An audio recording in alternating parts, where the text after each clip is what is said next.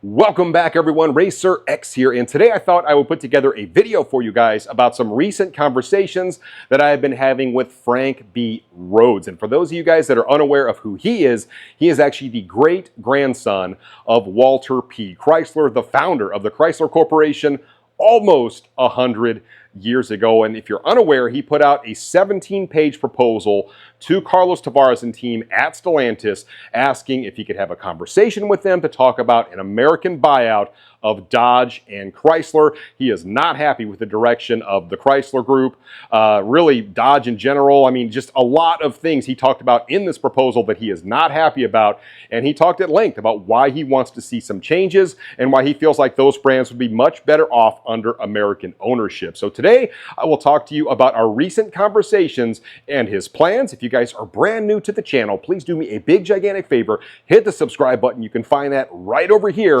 Only 19% of you guys watching this video at home are actually subscribed to the channel, and it is absolutely free. And with that being said, off we go.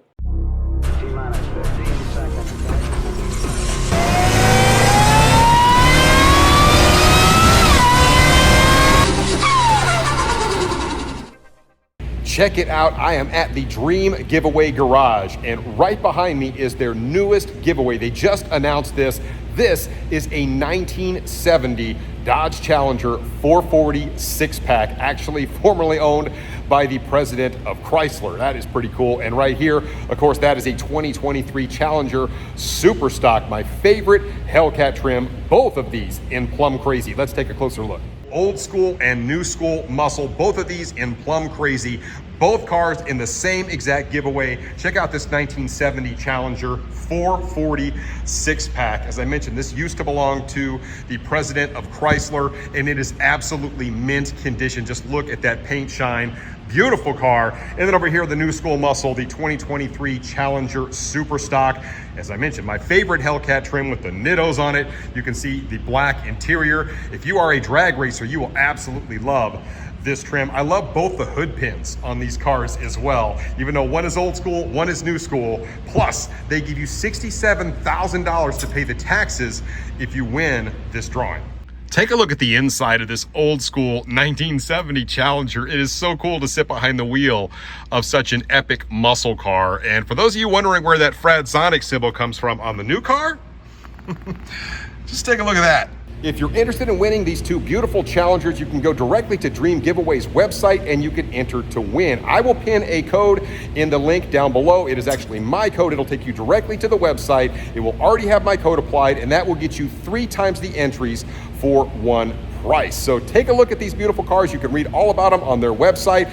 Both of these absolutely beautiful old school and new school muscle. They give you $67,000 to pay the taxes, which is awesome. And if one of you guys wins using my code, I will actually film a dedicated video with you and your 2 brand new cars. So go out there and win a couple of beautiful Challengers. It's not hard to imagine why Frank B. Rhodes is pretty upset at the situation over at Chrysler right now. After all, when you think about, say, the Chrysler 300, which was a staple of the brand for quite some time, we know that the last of those rolled off the assembly line in 2023, and they haven't given us anything to replace that car. Yes, I realize they went out with the outgoing Charger. It was on an old Mercedes chassis, all that kind of stuff. Well, Dodge actually has a new product that almost nobody's excited about in the Charger EV.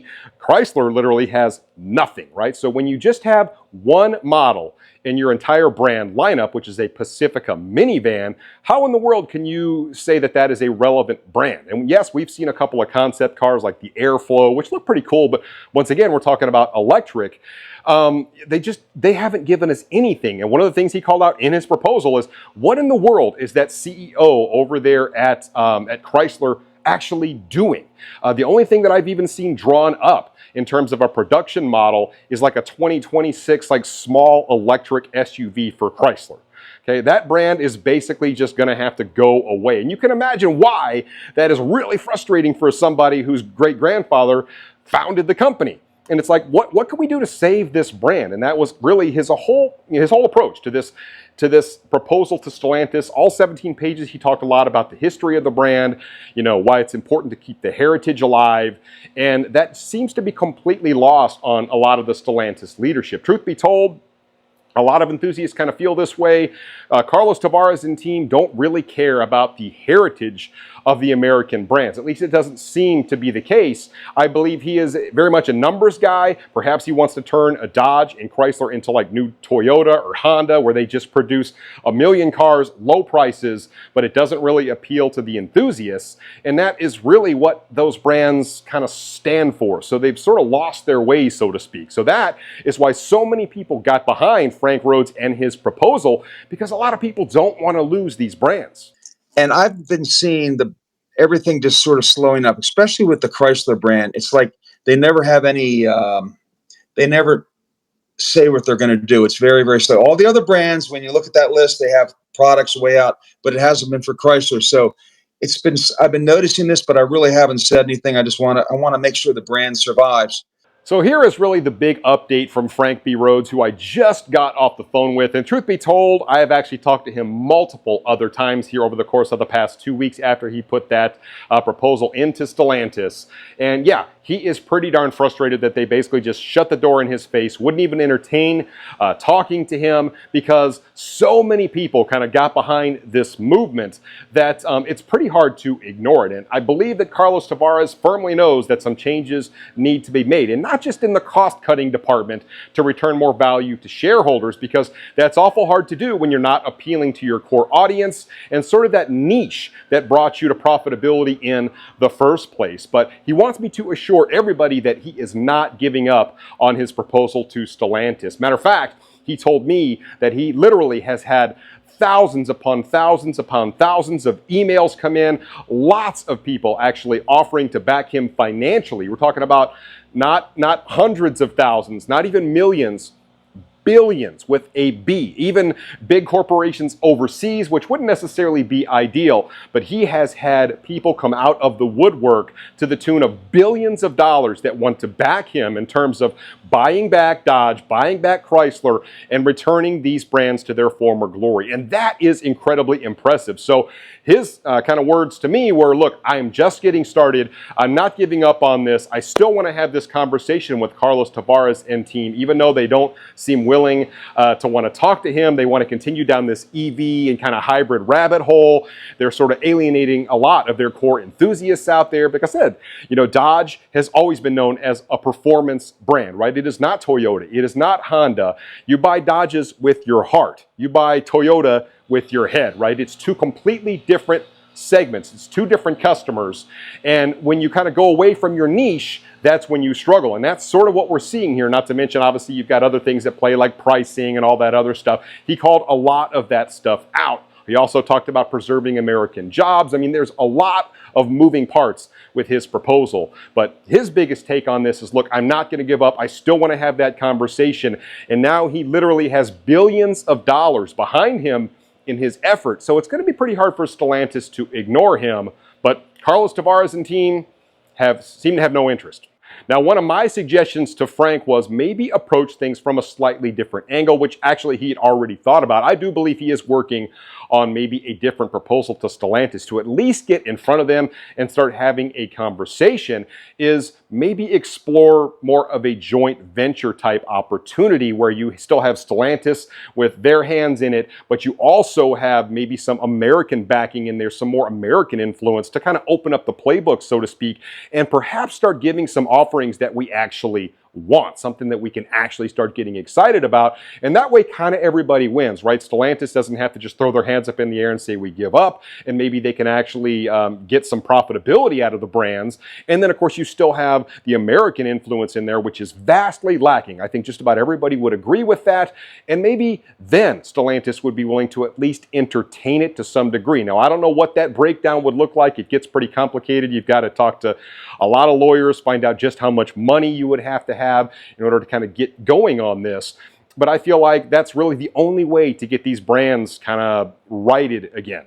And they just have to start giving more things to consumers that people actually want. And people are speaking with their wallets. I mean, it's pretty evident by the first half earnings in 2024 is that not everybody wants EVs. Matter of fact, very few people want EVs. I put a poll out on my channel about the new Dodge Charger. And when it comes to the electric, I mean, we're talking about, I don't know, 5,000, 6,000, 7,000 people that responded right away. it was like less than 4% of people want anything to do with the new electric Charger. There's like another 27% that would consider maybe the 6-pack with the Hurricane in it, but people just aren't wanting that EV. Now, maybe when you talk about people in a different segment, maybe they would consider an EV, but it's just not for everybody. And certainly the American consumers, they're all speaking with their wallets. I mean, Ford can't sell Mach-E's. You've got a bunch of other people out there that are producing EVs. And the EV market just isn't there right now, not in this country. Yes, I realize it does okay in Europe, but we kind of need some more American influence out there to help get these brands back where they need to be. Lastly, Frank had a couple of different messages that he wanted me to deliver to you guys, just talk to everybody out there because I do have a fairly sizable platform. A lot of Mopar people watch my channel. First off, he wanted to thank everybody for all of their support, and it has been a massive outpouring of support for him and his initiative. A lot of people are pretty upset, as he is, about the direction of Chrysler, the direction of Dodge, and really Ram and Jeep to some degree as well. And just people know that a change needs to be made or these brands are going to go away. So he wanted me to assure everybody out there that he's going to continue to push and do everything he can. He wants to explore other options, and he needs everyone out there to stay on board, stay the course, continue to send your letters, continue to send your emails to Stellantis corporate, letting them know that you feel like a change needs to be made. They need to listen to Frank, at least hear him out, have a sit down with him and his team and his lawyers, and hear what he has to say, hear what his offer is before they just dismiss him.